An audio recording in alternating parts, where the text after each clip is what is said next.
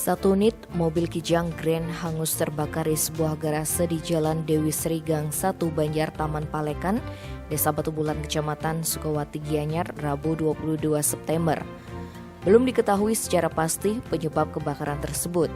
Informasi di lapangan menyebutkan peristiwa itu terjadi sekitar pukul 5:30 WITA saat suasana di pemukiman padat penduduk itu masih sepi.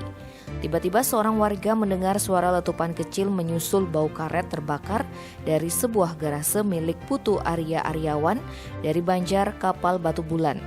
Setelah dicek ternyata api sudah berkobar di garase. Saksi Ninyoman Murni menuturkan, saat pulang dari pasar dia melihat api sudah berkobar di kap mobil dan di sekitar setir.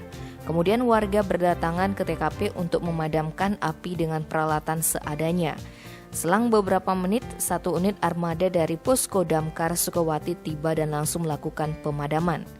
Kapolsek Sukawati AKP Imade Aryawan mengatakan akibat kebakaran tersebut pemilik mobil Iwayan Sudana asal Karangasem mengalami kerugian 30 juta rupiah.